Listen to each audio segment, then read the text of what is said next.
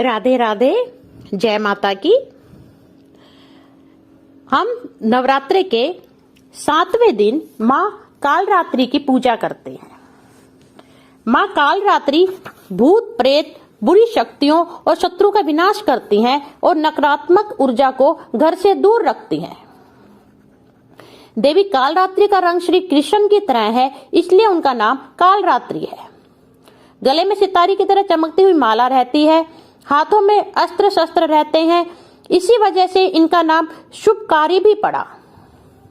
घर परिवार को तंत्र मंत्र से बचाना चाहते हो तो माँ कालरात्रि की पूजा करें और पूजा विधि से और मंत्र से करें। देवी कालरात्रि की पूजा विधि के 2 तरीके हैं। पहला तंत्र मंत्र के उपासक द्वारा और दूसरा है ग्रस्त लोगों के लिए शास्त्रीय विधि से पूजा करनी चाहिए। माता को रात रानी या फिर गेंदे का फूल अर्पित करते हुए घी का दीपक लगाएं और दुर्गा सप्तशती का पाठ करें। स्नान करने के बाद लाल वस्त्र पहनकर 108 बार माता कालरात्रि के मंत्र का माला करें। ऐसा करने से तंत्र मंत्र की शक्ति दूर होगी और बुरी शक्तियां भी घर से दूर रहेंगी। देवी कालरात्रि का पसंदीदा भोग गुड़ है, इसलिए उन्हें प्रसाद में गुड़ अर्पित करा जाता है।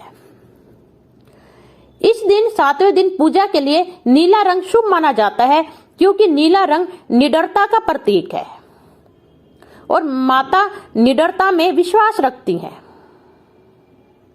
माता का रंग श्री कृष्ण की तरह है और अंधकार की तरह काली रात की तरह है, इसलिए उन्हें रात में खिलने वाले फूल ज्यादा पसंद आते हैं, जैसे रात की रानी का फूल। इसलिए माता रानी को रात की रानी का पुष्प या फिर गेंदे का फूल अर्पित करें। जय माता की।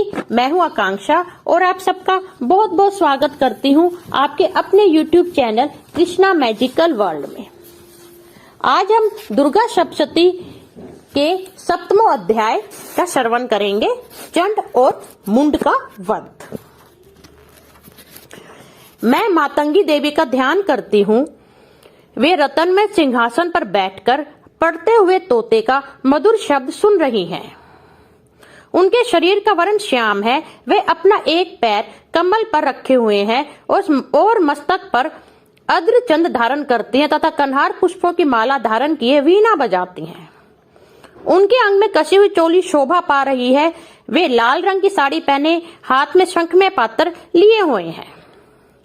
उनके वदन पर मधु का हल्का हल्का प्रभाव जान पड़ता है और ललाट में बेंदी शोभा दे रही है।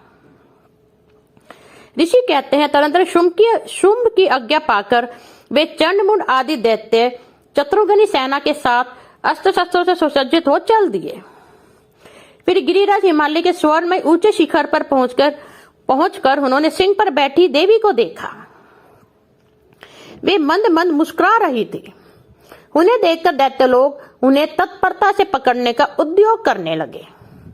किसी ने धनुष तान लिया, किसी ने तलवार संभाली और कुछ लोग देवी के पास आकर खड़े हो गए। तब अंबिका ने उन शत्रुओं के प्रति बड़ा क्रोध किया। उस समय क्रोध के कारण उनका मुख काला पड़ गया। ललाट में बोहें टेढ़ी हो गई और वहां से तुरंत विकराल मुखी काली प्रकट हुई, जो तलवार और पास लिए हुई थी। वे विचित्र खड़ंगवाग धारण किए और चीते की चरम की साड़ी पहने नरमुंडों की माला से विभूषित थी। उनके शरीर का मांस सूख गया था, केवल हड्डियों का ढांचा था, जिससे वे अत्यंत भयंकर जान पड़ती थी। उनका मुख बहुत विशाल था, जीभ लपाने के कारण में और भी डरावनी प्रतीत होती थी।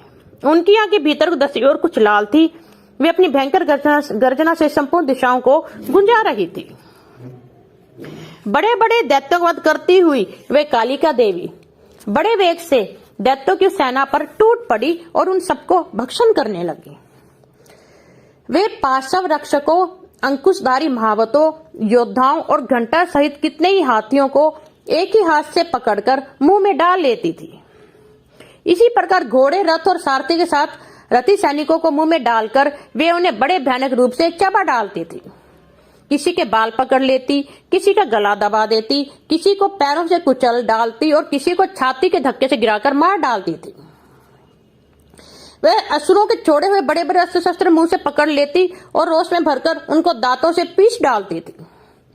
काली ने बलवान एवं दुरात्मा दैत्यों की वह सारी सेना रोन डाली, खा डाली और कितनों को मार भगाया। कोई तलवार के घाट उतारे गए, कोई खड़ंग वांग से पीटे गए और कितने असुर दांतों के अग्रभाग से कुचले जाकर मृत्यु को प्राप्त हुए। इस प्रकार देवी ने असुरों की उस सारी सेना को क्षण भर में मार गिराया।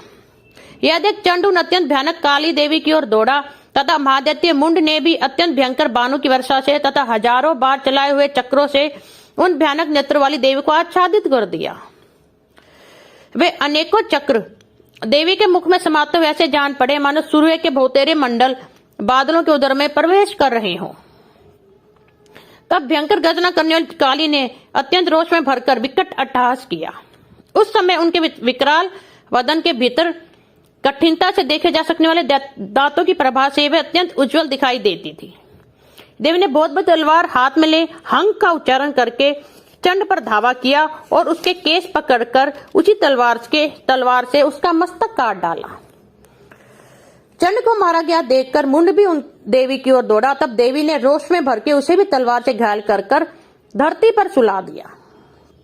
महापराक्रमी चंड और मुंड को मारा गया देख मरने से बची हुई बागी सेना भय से व्याकुल हो चारों ओर भाग गई। तदनंतर काली ने चंड और मुंड का मस्तक हाथ में ले चंडिका के पास जाकर प्रचंड अट्टहास करते हुए कहा, देवी, मैंने चंड और मुंड नामक इन दो महापशुओं को तुम्हें भेंट किया है। अब युद्ध यज्ञ में तुम शुंभ और निशुंभ का स्वयं ही वध करना। ऋषि कहते हैं, वहां लाए हुए चंड मुंड नामक महादैत्यों को देखकर कल्याण में चंडी ने काली से मधुर वाणी में कहा, देवी, तुम चंड और मुंड को लेकर मेरे पास आई हो, इसलिए संसार चामुंडा के नाम से तुम्हारी ख्याति होगी। इस प्रकार श्री मार्कंडेय पुराण में सार्वनिक मनवंतर कथा के अंतर्गत देवी महात्म्य में चंड मुंड वध नामक 7वां अध्याय पूरा हुआ। ओम तत्सत, ओम तत्सत, ओम तत्सत।